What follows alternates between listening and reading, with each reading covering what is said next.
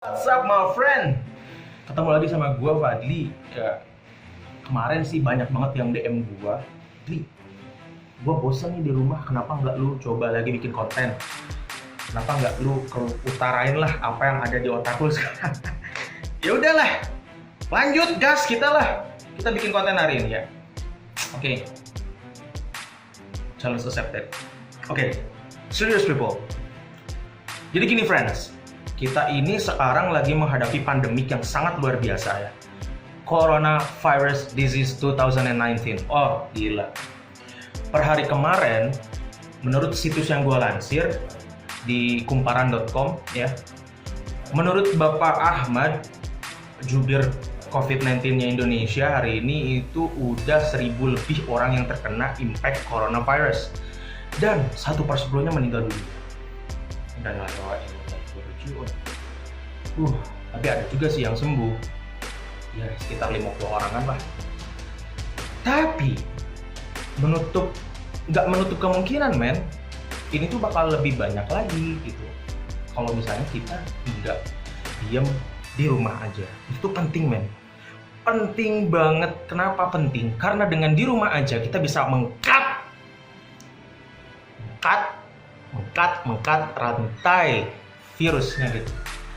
Nah, jadi penting kan buat lu yang masih sering nongkrong gak jelas, udah deh, please, man, be aware to yourself and be aware to others dengan cara udah diem di rumah aja. Untuk beberapa waktu ini udah diem aja di rumah. Nah, buat lu yang pada tahu ya, coronavirus disease itu dari mana sih, Dli? Gitu. Itu asalnya dari Wuhan. Nah, dari Wuhan, China gitu. Dan katanya sih itu tuh virus yang datang dari pasar satwa liar gitu. Wallahu alam lah itu asbabunuzul virusnya kayak gimana, tapi ya mungkin ini udah qadarullahnya juga gitu kan. Tahun 2020 tuh bakal kejadian kayak gini gitu. Udahlah, kita sebagai manusia ya mau gak mau nerima gitu. Qadar yang dari Tuhan berikan sama kita. Dan setelah kayak gini tuh Ben, bakal banyak banget yang berubah dari kehidupan kita. Yang pertama, ada depresiasi, di mana semua itu aktivitas dilakukan dari rumah, men. Buat teman-teman gue yang PNS nih ya, dengerin ya, banyak banget orang yang pengen kayak lu, serius, gila, kerja dari rumah dibayar. Gua buruh pabrik ya. Kalau nggak kerja, nggak digaji gue, men. Ya, ayolah, Allahu Akbar. Makanya, men, jangan lupa syukur hari ini. Kalau gimana ya? Untuk depresiasi ini, kalau misalnya kita nggak siap, men, udah ketinggalan kita. Karena memang semuanya itu udah serba internet gitu. Bayangin aja, sekarang tuh orang-orang pada diem di rumah, pada takut keluar rumah. Bayangin coba, industri yang bakal kena impact-nya. Coba dari yang terkecil aja, tukang cukur. Dulu tukang cukur nih ya, bisa nalangin 10-20 orang dalam satu hari. Yang per kepala 15.000 lah. Mereka dapat penghasilan 300.000 per hari. Udah sama kayak orang yang kerja di pabrik 8 jam, men. Serius. Jangan sangka jadi tukang cukur itu gak meyakinkan gitu ya.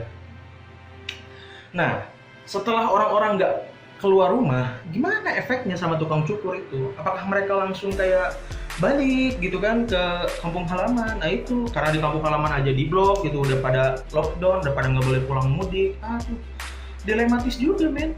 Udah gitu, ojol gitu kan. Ojol juga pasti bakalan kayak susah nyari orderan, paling kayak orderan makanan doang gitu kan. Itu pun susah juga, karena memang otomatis orang-orang pada di rumah, mereka pada produktivitas di rumah, pasti pada masak tuh di rumah, karena kan nggak boros-boros juga gitu. Pasti bakal kena imbasnya kalau misalnya nggak siap gitu. Dan gimana lagi ya, learning from home gitu, udah belajar dari rumah, internet itu udah jadi main power semua gitu loh. Udah susah kalau misalnya lu nggak siap, ya udah kelibas aja gitu, udah lewat aja udah. Jadi lu harus siap, men.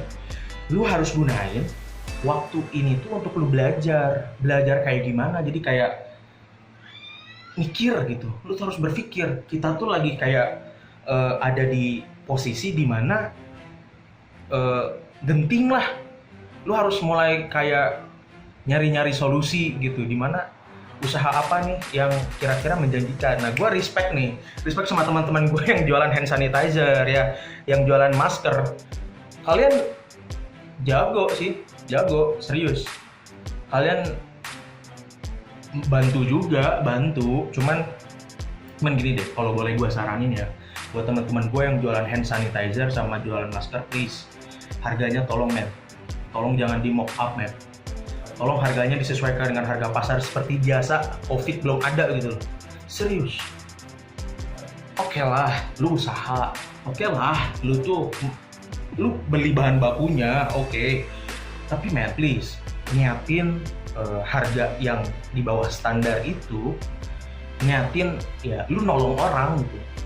Lu tuh nolong populasi gitu. Lu nolong dunia, men.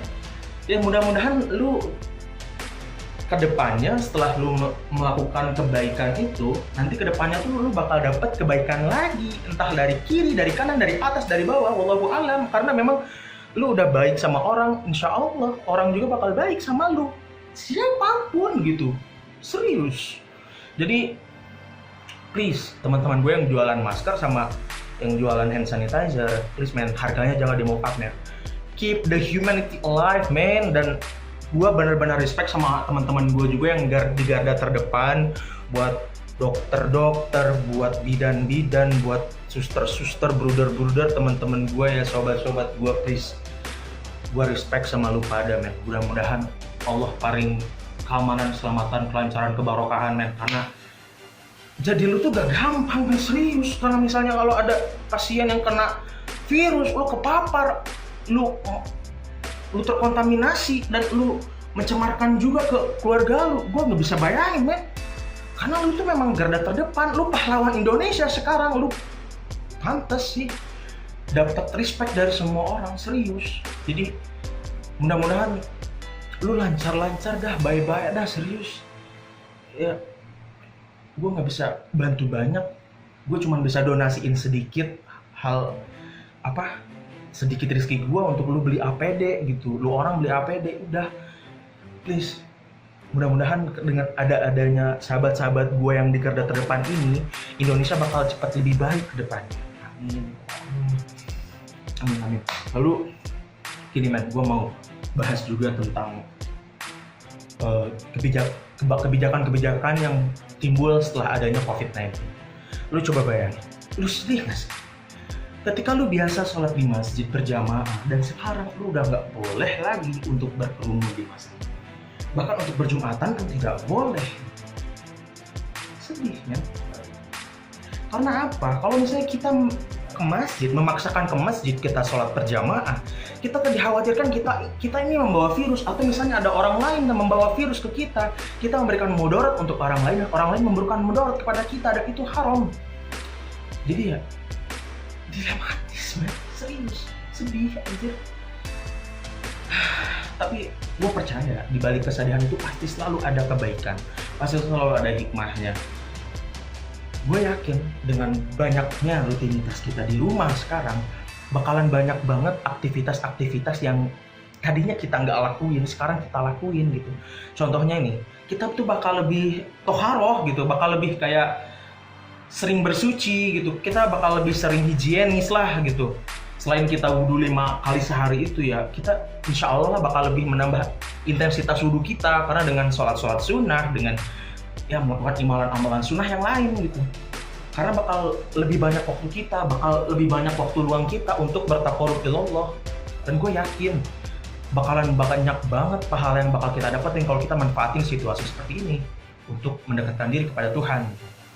Nah, salah satu hal yang lagi, gue yakin men, dengan adanya COVID-19 ini, kedepannya ya bakal banyak hal yang tadinya kita nggak lakukan, nantinya kita lakukan sering men. Kayak sekarang nih, gue masuk kontrakan aja nih, gue harus cuci tangan dulu. Ibu kontrakannya nih yang bilang, Adli, cuci tangan. Iya gue tahu sih, gue baru pulang kerja, dan kalau misalnya gue nggak cuci tangan, dikhawatirkan gue terpapar dari siapapun yang gue ketemuin di tempat kerja gitu kan.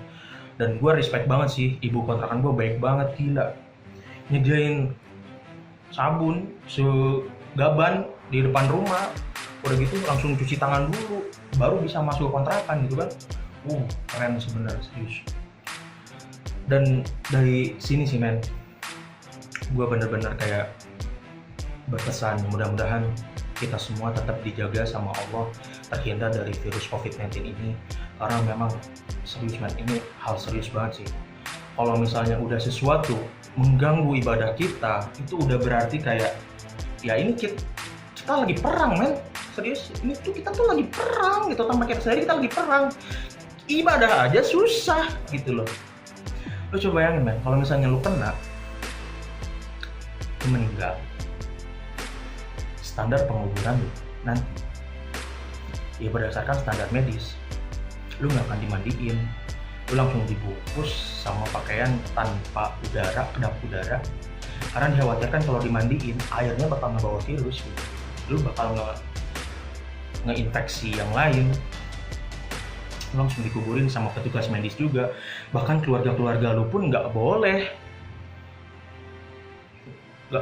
banyak ikut andil. Sedih banget.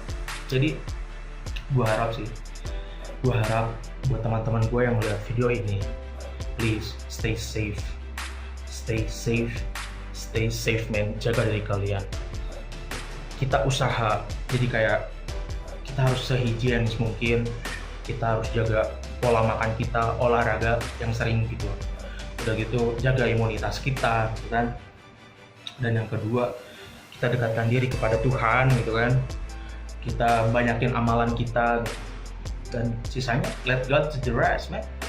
Karena kita udah usaha, kita udah doa, ya mudah-mudahan Allah menjauhi kita dari virus COVID-19 ini. Oke deh, paling segitu video dari gue. Mudah-mudahan video ini bermanfaat untuk semua. Jangan lupa kasih feedback di kolom komentar, dan kalau misalnya ini baik, ntar gue bakal masukin ke YouTube dan bikin konten yang nggak jauh beda dari ini. Terima kasih ya atas perhatiannya friends. Assalamualaikum warahmatullahi wabarakatuh.